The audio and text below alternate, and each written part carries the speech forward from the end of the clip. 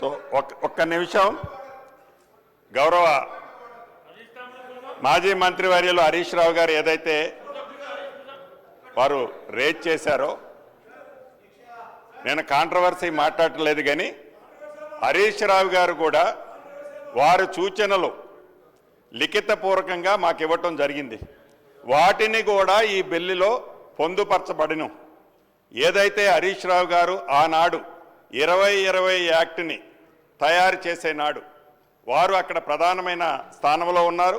ఆ ధరణికి కూడా నాకు తెలిసి వారు చైర్మన్ అనుకుంటాను, చైర్మన్ ఒక కమిటీలో ఏదో పెట్టారు. 2022లో కేసీఆర్ గారికి నియోజకవర్గంలో ముల్కల్పల్లి మండలంలో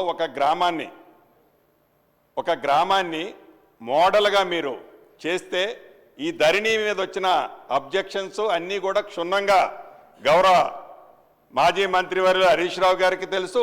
అక్కడ కూర్చున్న వాళ్ళందరూ కూడా ఈ చట్టంతో ఆనాటి ధరణితో బాధితులే. ఆనాటి దొరల గడిల్లో కూర్చొని తయారు చేసిన 2020 చట్టాన్ని పూర్తిగా ప్రక్షాళన చేసి ప్రజల కోరుకునే విధంగా తెలంగాణ భూభారతి డ్రాఫ్ట్ బిల్లుని ఇదే అసెంబ్లీలో ఇదే సంవత్సరం ఆగస్టు 2వ తారీఖున ప్రవేశపెట్టి షార్ట్ డిస్కషన్ కూడా ఈ అసెంబ్లీ సాక్షిగా తమర సాక్షిగా డిబేట్ కూడా చేయటం జరిగింది. అధ్యక్ష, ప్రజల నుంచి రావాల్సిన ఉద్దేశాలతో అదే రోజులో CCLI వెబ్సైట్లో కూడా ముసాయిదా బిల్లుని డ్రాఫ్ట్ బిల్లుని వెబ్సైట్లో పెట్టి సుమారు 40 రోజులు ఆ వెబ్సైట్కి అనేక మంది కవులు, మేధావులు, రిటైర్డ్ రెవెన్యూ అధికారులు, ఉద్యమకారులు, అదే రకంగా ఇందాక నేను చెప్పినట్లు హరీష్ రావు గారు కూడా గౌరవ హరీష్ రావు గారు కూడా 7 పేజీల లెటర్ రాయటం జరిగింది. అదే రకంగా మాజీ పార్లమెంటు సభ్యులు వినోద్ కుమార్ గారు కూడా 5 పేజీల లెటర్ డ్రాఫ్ట్ చేయటం జరిగింది. ఈ రకంగా వందలాది రిప్రజెంటేషన్లు, సూచనలు ఈ డ్రాఫ్ట్ దాని మీద ఇవ్వటం జరిగింది. వాటిలో ప్రజలకి మంచి జరిగేవి, ప్రజలకి ఉపయోగకరమైనవి, ప్రజలకి మంచి జరుగుతుంది అనుకున్న వాటన్నిటినీ ఈ డ్రాఫ్ట్లో పొందుపరచగలగటం జరిగింది. అధ్యక్ష, అదే రకంగా ఈ డ్రాఫ్ట్ని ఒక వెబ్సైట్లో పెట్టడమే కాదు, లిఖితపూర్వకంగా రిక్వెస్ట్లు వాళ్ళ అభ్యర్థనలు తీసుకోవటమే కాదు, 33 జిల్లాలలో కలెక్టరేట్లలో దీని మీద విస్తృతంగా ఒకరోజు డిబేట్ చేసి ఆ సూచనలన్నిటినీ కూడా తెప్పించుకొని ఈ కొత్త ROR చట్టం ఏదైతే భూభారత్ ఉందో దీన్ని ఈనాడు తమర ద్వారా ఈ సభకి పరిచయం చేయటం జరిగింది. అధ్యక్ష, అదే రకంగా చివరికి 2020 చట్టంలో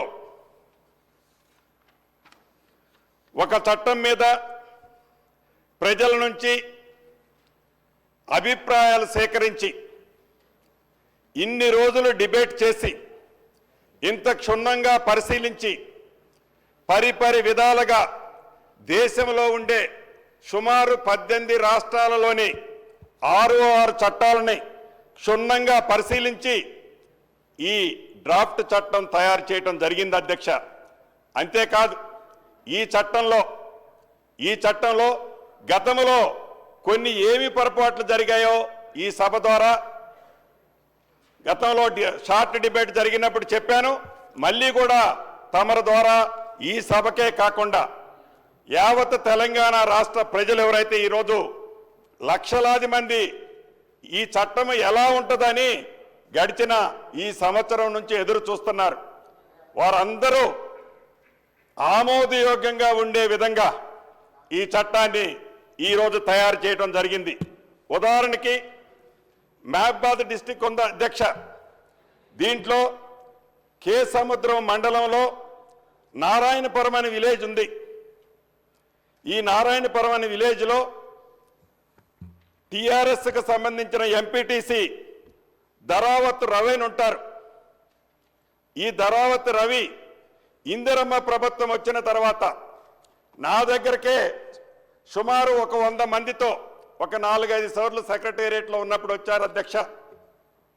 వారి ఆవేదన బాధ ఏంటి అంటే ఈ 2020 చట్టం రాకముందు ఈ ధరణి పోర్టల్ లేనప్పుడు ఆ గ్రామంలో గిరిజనులకు సంబంధించిన సుమారు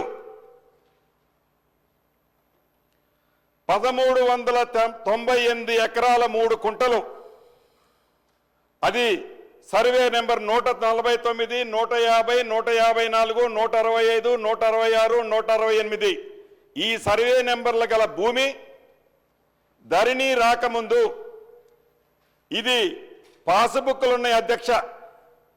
ఈ పాస్బుక్లున్న భూమి ధరణి అనే కాన్సెప్ట్ ఏదైతే తీసుకొచ్చారో, ఏదైతే 2020 చట్టాన్ని తీసుకొచ్చారో, ఈ చట్టంతో ఆ నిరుపేదలైన గిరిజనులు వారికి తరతరాల నుంచి అనుభవిస్తున్న ఆ భూమి మీద ఉన్న హక్కులతో పాటు మీకు ఈ భూమి మీద ఏమీ హక్కు లేదు, ఇదంతా ఫారెస్ట్ ల్యాండ్ అని తేల్చడం జరిగింది. అది ఆ ధరణి వెబ్లో కనిపించటం వల్ల అతను ఆనాడు ప్రభుత్వంలో ఉన్న ఎంపీటీసీ అనేక పర్యాయాలు అనేక సందర్భాలలో ఆ ప్రాంతానికి పోయే మంత్రులను కానివ్వండి, ప్రజాప్రతినిధులు కానివ్వండి, వందలాది మంది చెప్పులు అరిగిందాకా తిరిగారు.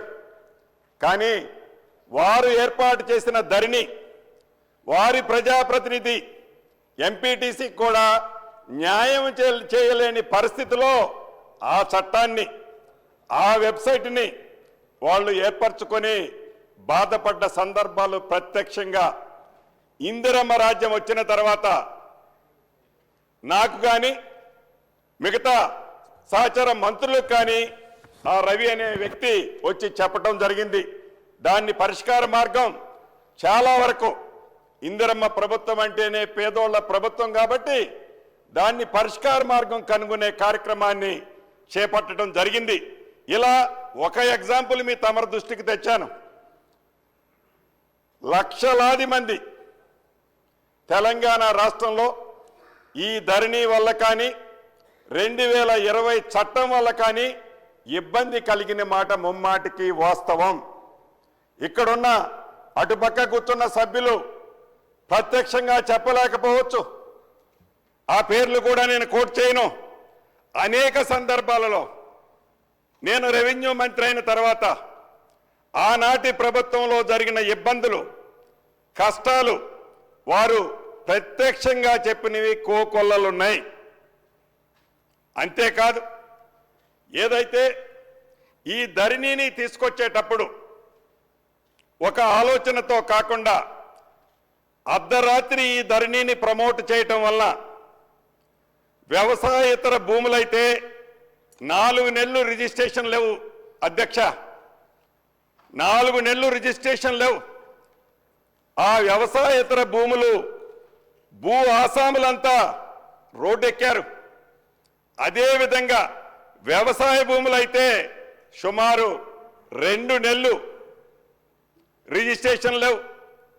దాంతో సామాన్య ప్రజానికం, భూముల మీదే ఆధారపడ్డ ప్రజానికం ఆ భూమిలో కొద్దో గొప్ప అమ్మి తన కొడుకు పెళ్ళో బిడ్డ పెళ్ళో చేయాలనుకునే వాళ్ళు ఆ సౌకర్యం లేని కారణంగా చదువుల కోసం ఆ కొద్ది ఆస్తిని అమ్మి తన పిల్లల ఉజ్వల భవిష్యత్తు కోసం ఆ ఆస్తి అమ్ముకోవాలంటే ఈ ధరణి పోర్టల్ వల్ల ఆనాటి 2020 చట్టం వల్ల సామాన్య ప్రజలు ఎంత ఇబ్బంది పడ్డారు అన్నది మనకు తెలియంది కాదు.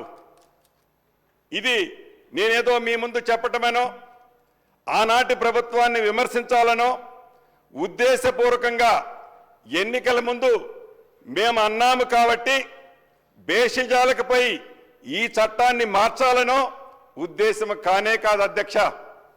ఈ చట్టంలో మంచి అంశాలు కూడా ఒకటి ఉంది. ఆ వివరాలు చెప్పేటప్పుడు తప్పకుండా మంచి చేసిన దాన్ని ఆనాటి ముఖ్యమంత్రి గారిని వారి సూచనలు ఇచ్చిన సలహాదారులు కానీ తప్పకుండా పొగడటం కూడా జరుగుద్ది అధ్యక్ష.